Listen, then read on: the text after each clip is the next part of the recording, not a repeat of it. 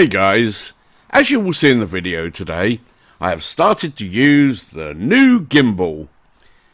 Now I do still have 2 videos to post that I made without the gimbal, one of which will go up on Sunday.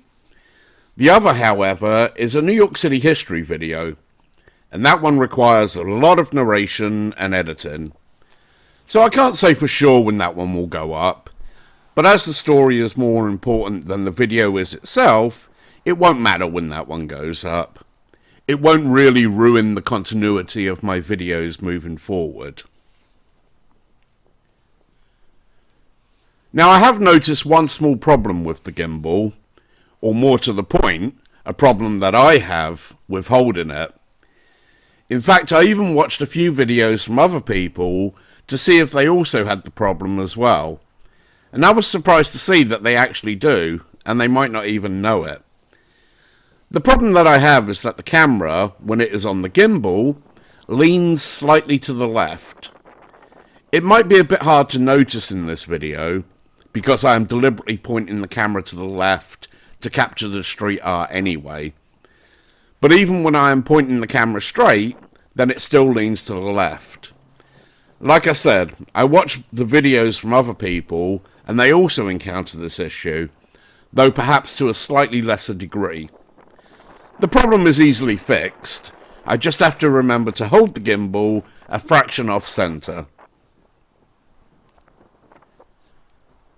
The other issue that I encountered in the first few minutes of this video is that I couldn't get the darn panning button to work. That's the button that moves the camera manually up and down or from left to right. Again, it isn't a big issue, but you will see me pointing directly at some murals where I was trying to pan the scene. Without word or warning, after a few minutes the feature started working. In a nutshell, this was my first proper trip with the gimbal, so you will notice that I am practicing my craft a little bit in the hope of improving for the future. In this video, you are also going to witness me adding photographs of what Bushwick used to look like in the 70s and 80s. There isn't really a purpose for this other than to show you how the neighbourhood has improved over the last 50 years. At one point in time, the area was desolate and drug-laden, virtually abandoned for all intent and purpose, and it is now fast becoming a tourist attraction in New York City.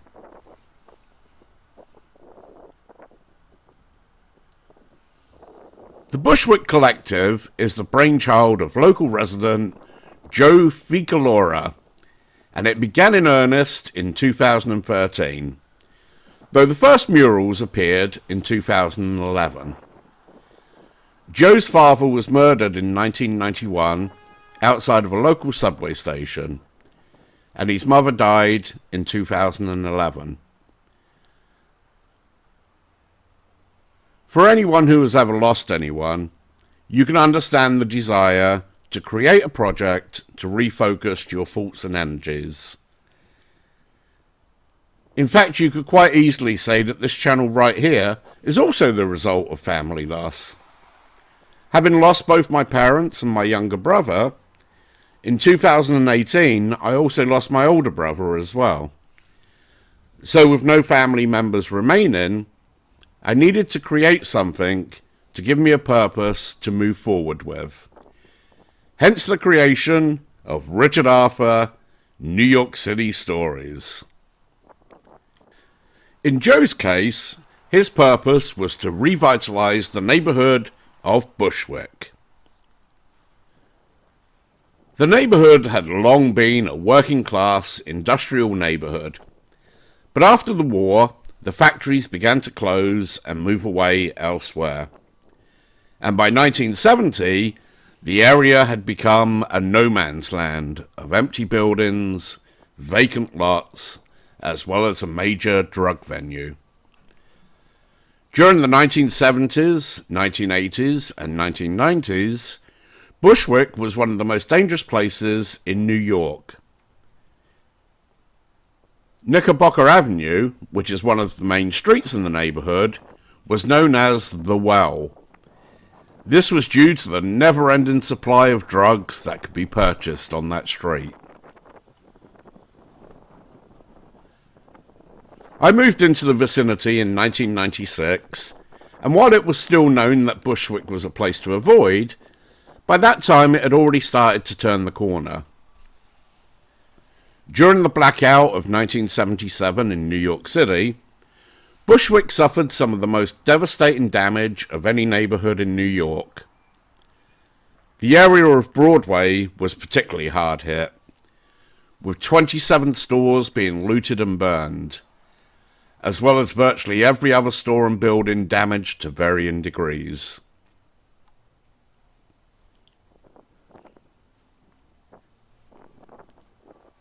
After the devastation of the riot, the business vacancy rate in the area was close to 50%. Buildings were either crumbling or had come down altogether, and the drug use in the area was sky high. By the time the 1980s had come around, the area had become known for an influx of immigrants moving into the neighborhood, primarily from Hispanic American nations. In fact, even to this day, the ethnic makeup of the area is around 70% Hispanic American.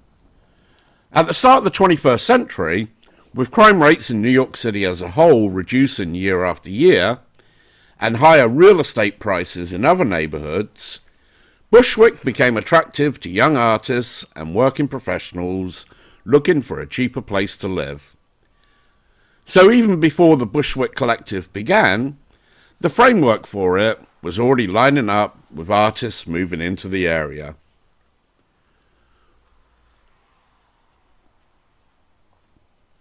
What originally began as one man's plight to brighten up his neighborhood soon turned into a project that now encompasses over 100 different blocks of the Bushwick neighborhood.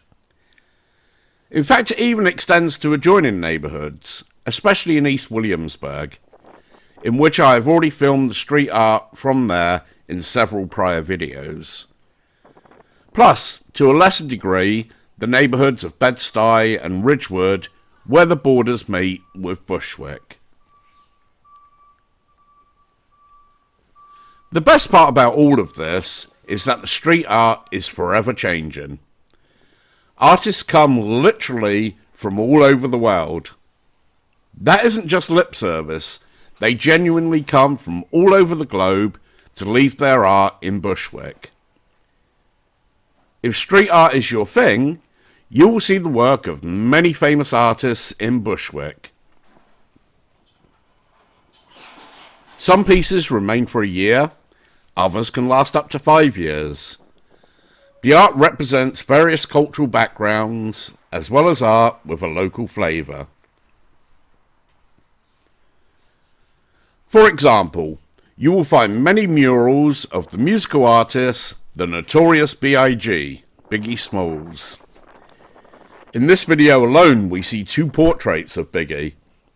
And if I had just turned around when I reached the Artichoke Pizzeria, there was a huge portrait of Biggie right behind me that I missed in this video. After I filmed in this neighbourhood, I also filmed in Ridgewood, where I found yet another mural of Biggie Smalls. There are many more to find of the man who grew up in the adjoining neighborhood of Clinton Hills. If you ever come to New York, maybe you should jump on the L train to Jefferson Street in Brooklyn. There you will find an outdoor art gallery that is open 24 hours a day, 7 days a week. The neighborhood features some truly stunning pieces of street art. In fact, look out for the annual Bushwick Collective block party in early June, where thousands of street art aficionados gather from all over the world. Over the next month or two, I will make several trips to the neighborhood to film the street art on various streets. Bushwick is within walking distance from my home, and as the weather is likely to be cold and bitter over the next few weeks, It's an ideal filming location where I can film, but also where I can scoot home if it gets too cold. I hope that you enjoyed today's video. If you did, then be sure to drop a like, as it will help my channel out tremendously. And I look forward to bringing you more street art from the Bushwick Collective real soon.